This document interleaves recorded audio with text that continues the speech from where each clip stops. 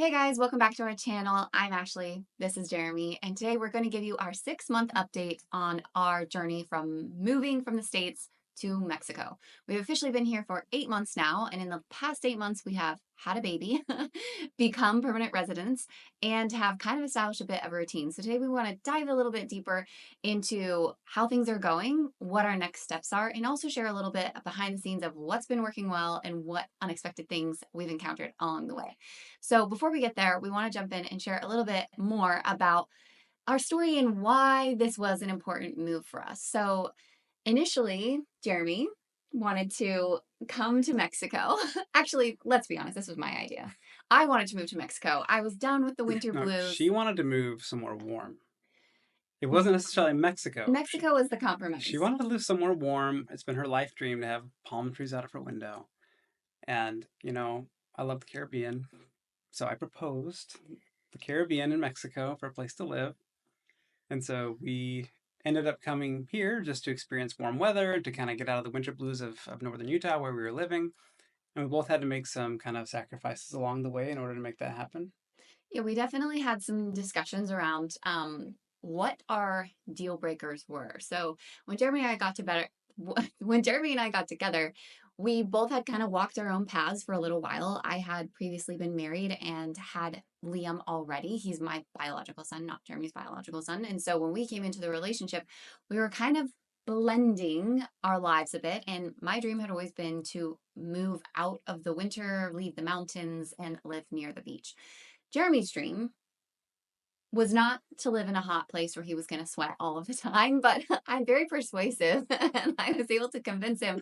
But we did have to negotiate a little bit. So we eventually had a conversation about our relationship. It was like, okay, hey, we've been together for 2.5 years. We're kind of stagnant. Like, is this going anywhere? Right.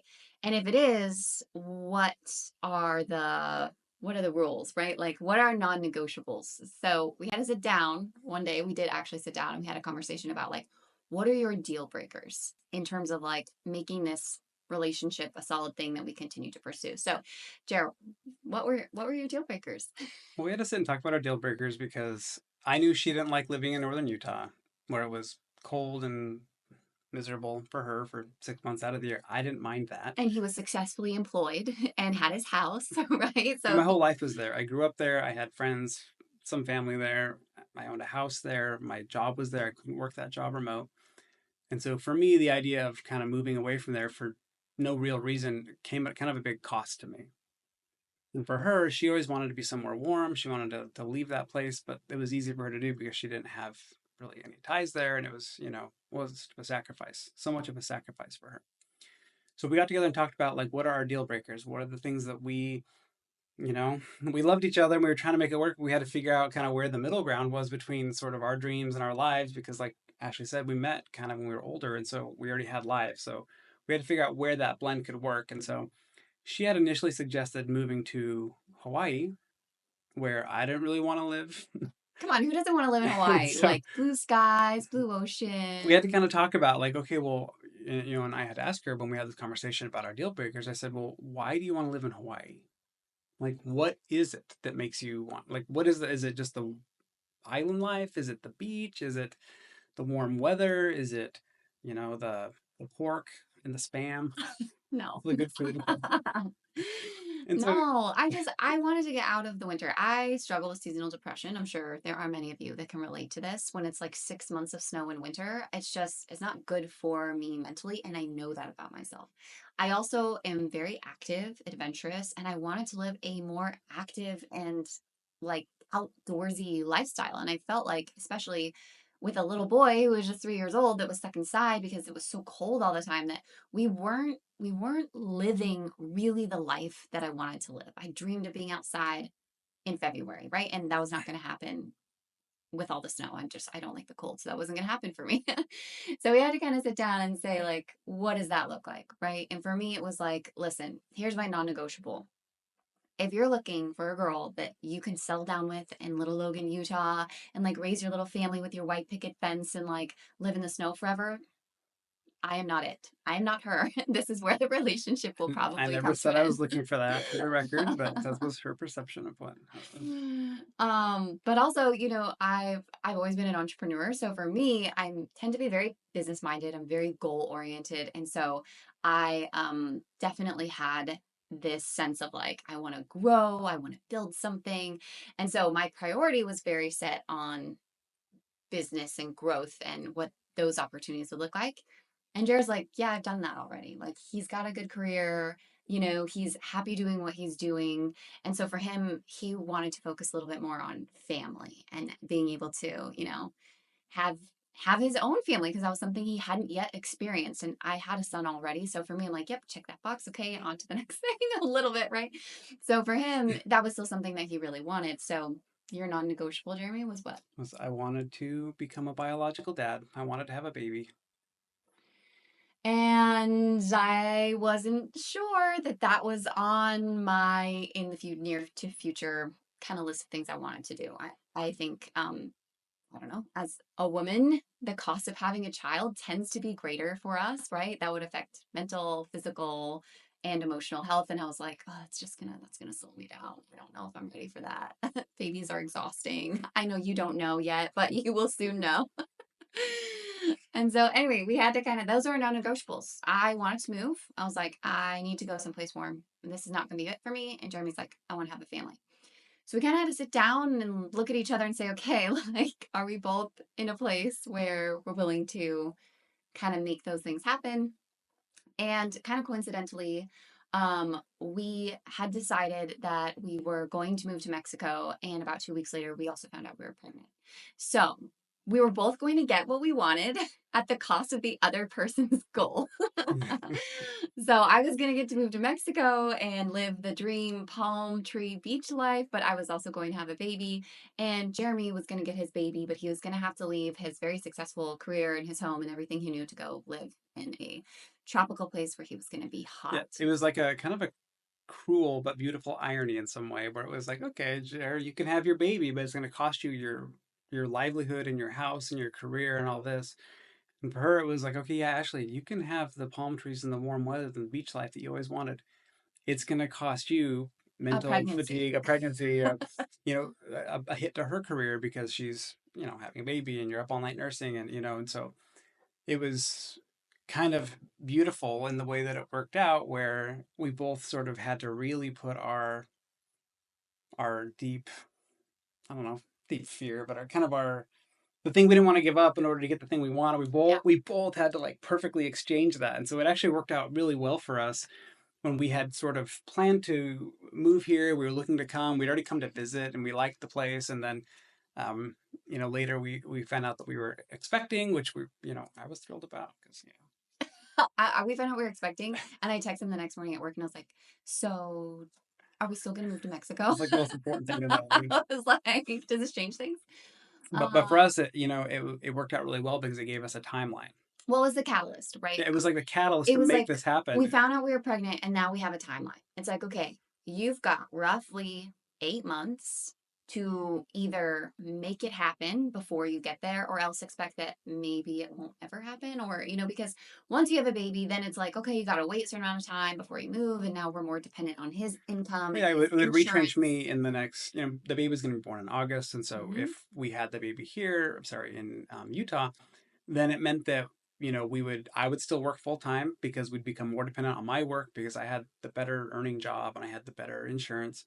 And then our son Liam would have gone into first grade there in Utah, so we would have left him in for the school year to keep him with some sense Yep. of normality. And so basically, and then throughout that year, she would have been working less because she would have been out with the baby and tired and whatever. And we become more dependent on my job that was not location independent. And so we looked at this and said, okay, well, if we stay, we're staying for like 2 years. And like, I was afraid the dream was going to slip away. Like, if we stay, will we ever leave? Because now we're so much tightly more connected to your income versus mine. And all the insurance, all the things. So it was kind of like, okay, this is it. Like, we're either in or we're out. I was kind of like, shoes are get off the pot. Like, are you going to move or are you not? Because this is the time to make that decision. So we kind of, Yeah, I wouldn't say it called our bluff. We weren't bluffing, but it kind of made us both like put our cards on the table. Like, yeah, okay, like if we're gonna do this, we've got to do it like right now. yeah, Because if not, we're not gonna do it for a couple of years. And is that what we want? And so we looked at the scenarios. Well, are we gonna have our baby and raise our baby here in Utah, or we don't have our baby in Mexico? And how do we want our baby to go to childcare because you work and I work and yeah, they get. yeah, all the things, so all the factors. So from there, it was just like the catalyst that made us decide that we need to go all in if we're going to go all in. So we kind of started putting things into motion. We started looking at our budget. We made a list of things that we had to do before we could move, and we categorized them into like a 6 month checklist. So in January, here's all the things we need to do. February, here's all the things we need to do. We just kind of started checking things off Well, to in prepare. February, we actually also took a trip down here with our other son, Liam, just to see how he would do. We'd Yep. kind of picked the neighborhood we wanted to live in. We'd already felt good about it from a previous visit. And we wanted to bring our son Liam down and just see how he would do. Yeah. Just It let was him around the our neighborhood and kind of do our final, like, pulse check. yeah, It like was the vibe. this is the Is this vibe, the right right? vibe? How's he gonna do? Right. And so at that point I was like 3 months pregnant or something. And so And we also knew we were pregnant. We hadn't been telling people yet, but we knew we were pregnant. So when we were down here, in addition to looking at neighborhoods and different things we were doing, we also went to a doctor to look at to go get see an OBGYN, to go get an ultrasound just had an and get a ultrasound. feel for how the healthcare would work here. Like, how was the facility? How was the doctor? How much did it cost? Mm-hmm.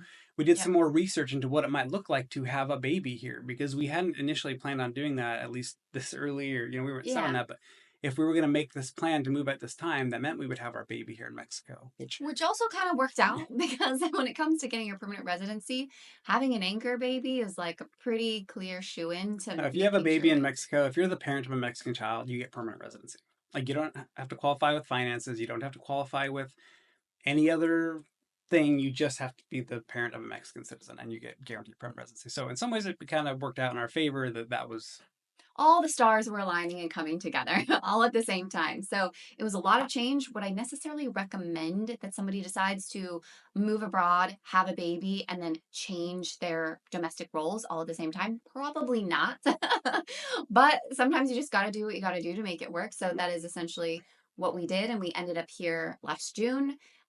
We had the baby in August, and it is now February. So now we're kind of catching you up on how it's been, what's worked well, what maybe didn't go the way that we planned, and what we're looking to do moving forward.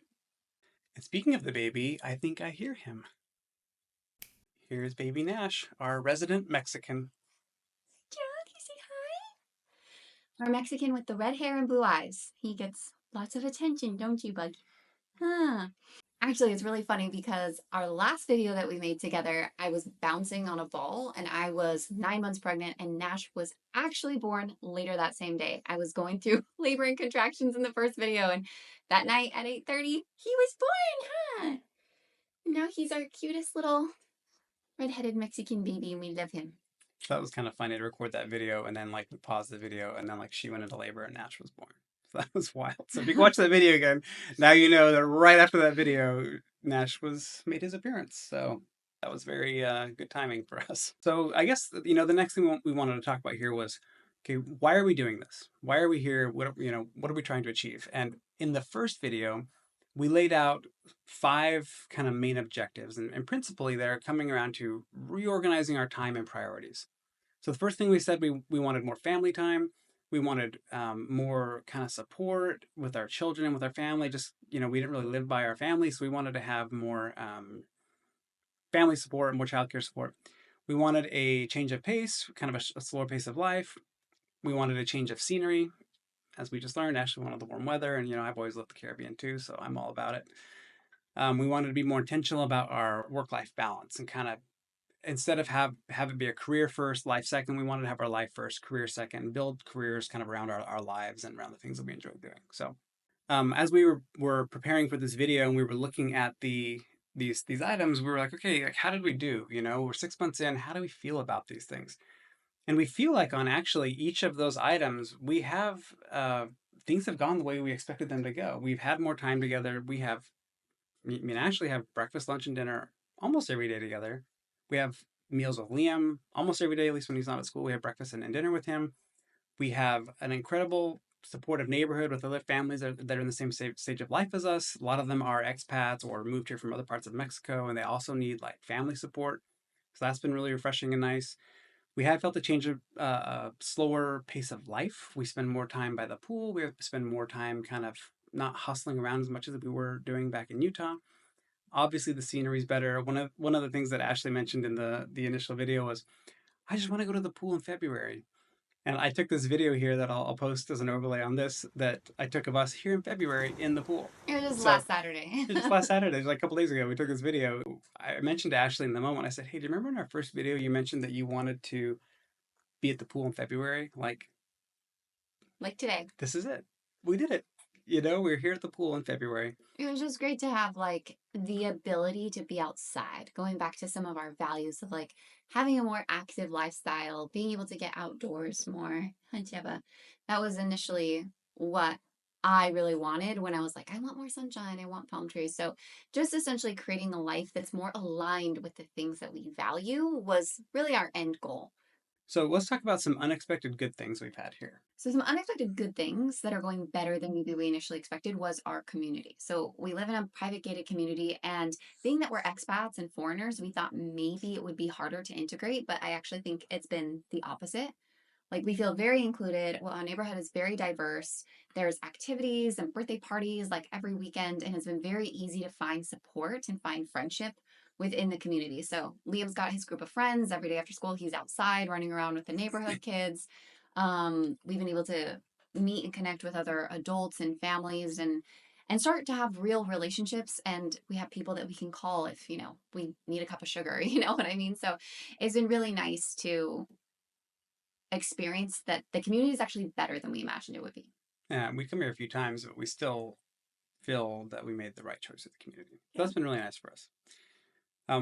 One apprehension that I had was just the quality of our internet because we both work remote, we work online, like we have to have internet, which I had made very clear to our landlord before we moved in, like, hey, we gotta have internet. And we ended up having fiber at this house, and so which is funny because in Nibley we didn't have fiber, but here we have fiber. So we actually And have like better we internet have here better internet than we actually have in than in Utah, the which States. is funny, and it's way cheaper. It's like $17 a month, Yeah. and it's fiber optic internet, and it has been just stable and reliable and fast. And And that's not true, like as a clause, everywhere you live in Playa. Like there are places where there's internet outages, right? So you kind of have to do your own homework on that. But we have been pleasantly surprised by the quality of our internet. another thing that's been pleasantly surprising to us has been this hidden world of personal services. So instead of going to get a massage, you call the massage therapist and she comes to your house and does it here at your house. Not only the massage lady, we had to get a chiropractor for our baby because he was having some colic, and the guy comes to your house, brings the table, sets it up. It's just so incredibly convenient. Walmart delivery works here, which was Also a unexpected. surprise. Yeah, So you just that order was it, great. shows up at your door for like $2 US. It's really cheap. To get the car wash, there's a car wash guy that will come to our driveway and wash our car for $12 US. If you have a flat tire in the morning, you can call a flat tire guy and he will come and pump up your tire and fix it, or whatever, like in your driveway. You don't have to try and change the spare and take it to a shop. There are services for some of the frustrating bureaucratic aspects of living in Mexico, like registering your car. There's a guy that will do it for you. You just message him, give him the information, he'll go wait in line, make it happen. And one that was frustrating for me when we first got here was the water delivery. If you watched my last video, I made a video on how we get water because a lot of people ask us about that. And initially, I was loading up these four huge garrafones, these huge water jugs, and taking them to the gas station and bringing them back. And it was just kind of a chore that I had. And then I started realizing there's this water truck that comes through the neighborhood. And I kind of started asking, and they're like, oh, yeah, just leave it out in front of your house with 55 pesos underneath, and like they'll just exchange it for you like sometime on Saturday. You don't have to be there. They just come by on Saturday and do it. And I was like, okay, how many things like this exist that like I didn't know about? And so as we've lived here, we've kind of started to see these things, and that's been like so nice because we initially had this weight of all these new chores. We found out there's Well, these. there's conveniences, right? We talk about in the States, there's a lot of conveniences kind of around like food and things, right? There's a lot of drive through. There's no drive through foods here. Like, even if it's not fast food, you can't go through a restaurant. There's no like, Cafe Rio, if you will, that you can go through or like a Chipotle where you can order something. But when it comes to like conveniences around like household chores, you can outsource a lot of that because number one, labor is cheap. And number two, the it's convenient. They will come to you. So that's been kind of cool to discover that all these things that we might normally go out and do on our own, like register the car or go and replace water, it's like if you're willing to pay a couple extra dollars, like that's literally it, $2 to have Walmart deliver your groceries, you can have a lot of that stuff brought to you, which obviously helps you to save your time and reallocate where you're kind of spending your day because you could easily spend 2 hours trying to shop out in the wild in Mexico with traffic and lines and things. So it's definitely worth it for a lot of those services that you can have come to you. But they're just these like little micro, I don't want to say annoyances, but micro chores you have to like think about and do. And then you come to realize that the people who live here, they don't like doing it either. And so there's an entrepreneur who created that service and they Business. go do it. And it's like, great, you can do it, you know? So that has been pleasantly surprising for us was to live here a little longer and get a better feel for how people here get things done. So what about some unexpected challenges? One of the things that, we mentioned the immigration, having a Mexican son, it makes it should be easy for you to get, immigration because you qualify being a parent of a Mexican child. But just getting through the bureaucracy and the process has been so frustrating. And there are services for that. We just wanted to do it ourselves to see if we could figure it out. And I wanted to, He wanted to do it himself. try and like see if I can like beat the system, and make a video about it. So that has been challenging because it looks really easy on paper, but in practice, it's just been frustrating to try and get through that system. Yeah, Mexico sometimes just lacks the processes that allow things to work in an orderly form. So just know that there's always variables and it'll always take you longer than you think it will. And you'll be good as long as you have that expectation in mind. Another one was registering the car. I mentioned there's a car registration service. I did it myself because I was curious. It took me 7 hours. You wouldn't think it would be that big of a deal, but He was it's gone like all day. Yeah. it's just the processes for these government bureaucratic you know things you have to do are just so frustrating because there's just no good process. It changes day to day. So that has been more difficult than I think we thought it would be. I think there's just a learning curve when you get here. You kind of have to learn how things work. Another thing that's been what we've now termed to be the Mexico factor is that sometimes they ask you to do something, but they don't provide a way for you to do it. Like, oh, you got to put the shopping cart away.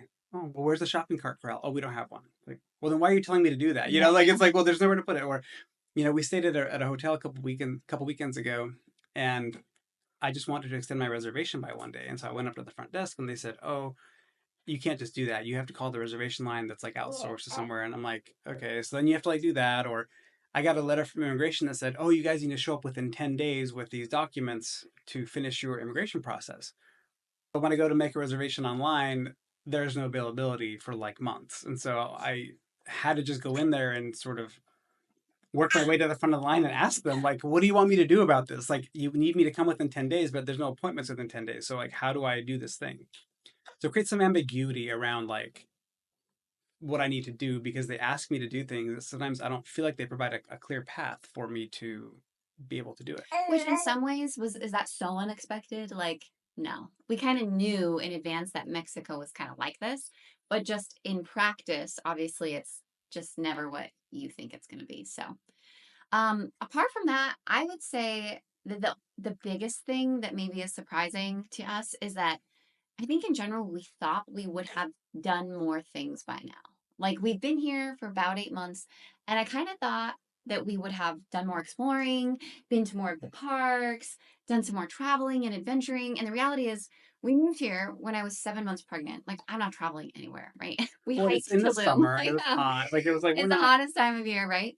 So there's that factor. The second factor is once Nash was born, oh, bless you, in August, that is the hottest time of the year. And so I did not anticipate that we wouldn't really be able to go outside. So I'm like, let's move to Mexico. We can spend time outside. Well, we knew that August was the hottest month, and we knew we were moving here at the worst time of the year. We knew that. But, even after Nash was born, just going outside with him, he would get like heat rash, and so it was like we had to kind of stay inside, or we could only go to restaurants that had air conditioning, or we really had to sort of manage his like body temperature more He than kind was of we so expected. little that like his body could not regulate. Even having dinner outside with the neighbors at like 8 p.m. at night, he would be like sweating, and I'd have to leave after 45 minutes to take the baby home. Like he can't handle it. So I think, through July, August, September, it was just too hot, and we spent most of our time inside, which was the complete opposite of what I thought we'd be doing, right? Like we're moving so we can spend more time outside. So there was that, and then of course the recovery of postpartum and things like that, and just traveling with a baby. He's too little to go a And lot of then places. Liam was in Then school, and Liam so started school. Yeah, so I think we thought we would have like done a lot more adventuring, but maybe underestimated the new parent phase, and also just the extreme heat during that time. So I still feel like we haven't done and seen as much as we would have liked. um, we did get to go to Cozumel a couple weekends ago, which is the island just right across the bay from us here, which is great. But that's pretty much all we've done so far. so now that we've been here just over 6 months, that's how things have gone for us. We have been able to do most of the things that we thought we'd be able to do. We've had a few kind of bumps in the road along the way and a few pleasant surprises. We're glad you've been along for our journey, and we look forward to seeing you next video.